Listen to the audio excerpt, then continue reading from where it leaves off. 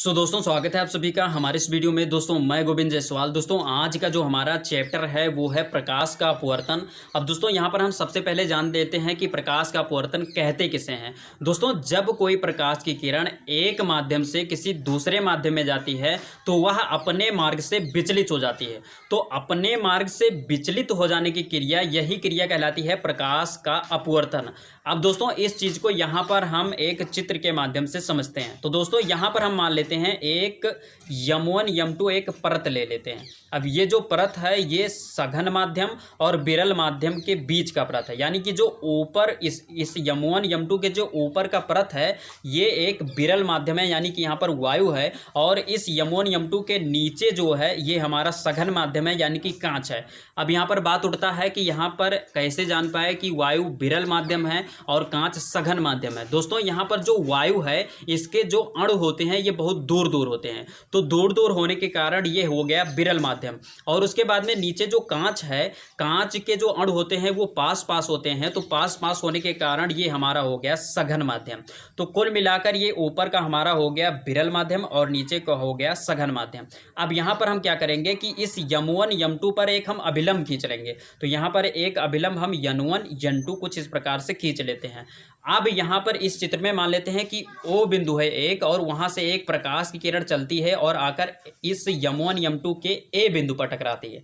अब यहाँ पर ये जो प्रकाश की किरण O से चलकर A तक आई, ये किरण हमारी कहलाती है आपतित किरण।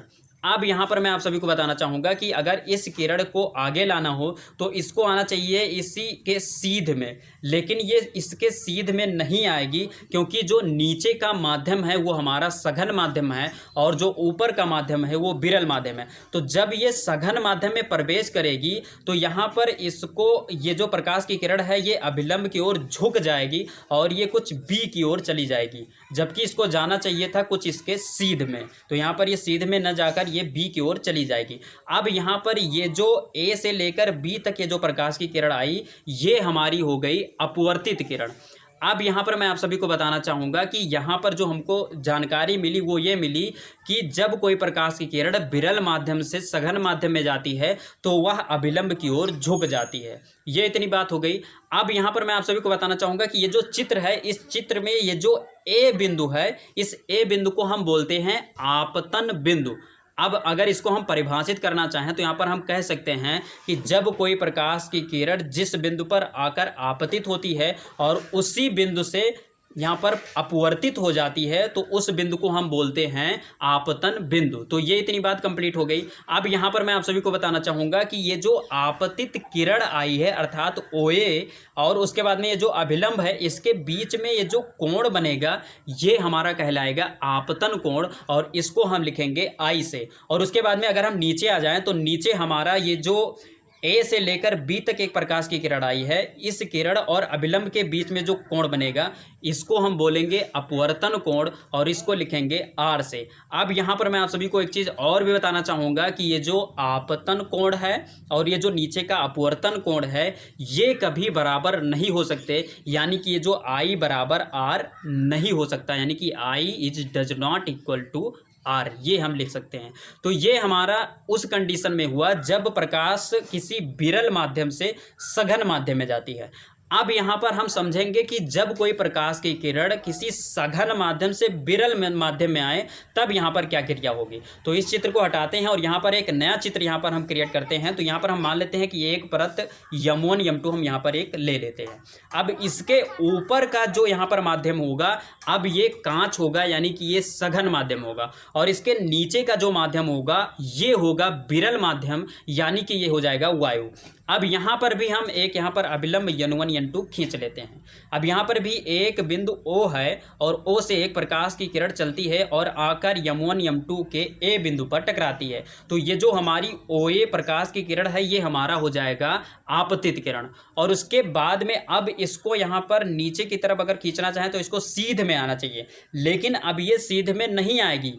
अब ये यहाँ पर क्या होगा कि ये अभिलंब से दूर हटेगी और ये कुछ B की ओर चली जाएगी।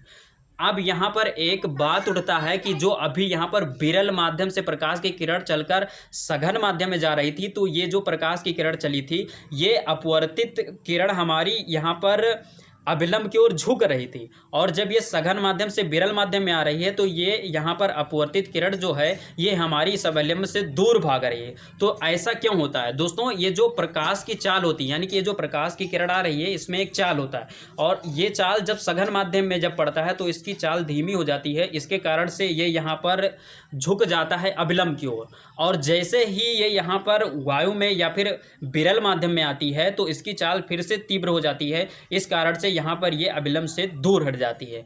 तो ये हमारा हो गया प्रकाश का अपवर्तन। अब दोस्तों अगर हम प्रकाश के अपवर्तन को अपने व्यवहारिक जीवन में यहाँ पर उदाहरण के तौर पर समझना चाहें तो रात्रि के समय जब हम तारों को देखते हैं तो तारे हमको टिमटिमाते हुए नजर आते हैं। अब ऐसा क्यों होता है इसको यहाँ पर हम समझते हैं। दोस्तों मान लीजिए कि हम यहाँ पर नीचे स्थित होते हैं और तारे को देख रहे होते हैं, और तारा बहुत ही ऊपर स्थित होता है, तो तारे और हमारे बीच में जो वायुमंडल होता है ये विभिन्न परतों से मिलकर बना होता है।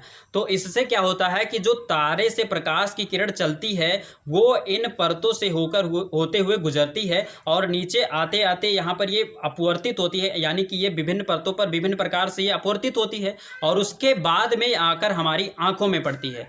तो जब इस प्रकार से प्रकाश की किरण आकर हमारी आंखों में पड़ती है तो जो ऊपर तारा होता है वो हमको टिमटिमाता हुआ नजर आता है। अब अगर एक और उदाहरण की बात करें तो हम अगर किसी ग्लास में अगर पानी रख लें और उसमें जब हम पेंसिल को डुबोते हैं तो पेंसिल हमें टूटी हुई नजर आती है। ये भी क्रिया यहाँ पर होती है इस प्रकाश के अपवर्तन के कारण ही, क्योंकि इस पानी के ऊपर का जो भाग होता है वो हमारा होता है विरल माध्यम, और जो पानी हमारा हो जाता है वो सघन माध्यम हो जाता है। तो सघन माध्यम में यहाँ पर उसका डायरेक्शन प्रकाश का चेंज होता है, तो इस कारण से यहाँ पर ये जो पेंसिल है ये हमें टूटी हुई नजर आती है। तो दोस्तों ये रहा हमारा प्रकाश का अपवर्तन। दोस्तों उम्मीद करता हूँ ये वीडियो आप सभी को पसंद आई होगी। वीडियो पसंद आई तो वीडियो को लाइक जरूर कीजिए, और उसके बाद में अगर आप चैनल पर नए हैं तो चैनल को सब्सक्राइब कर प्रेस कर लीजिए बेल आइकन को, जिससे कि आपको नए वीडियो का अपडेट मिलता रहे। तो दोस्तों बस यहीं पर दीजिए इजाज़त। जय हिंद, वंदे मातरम।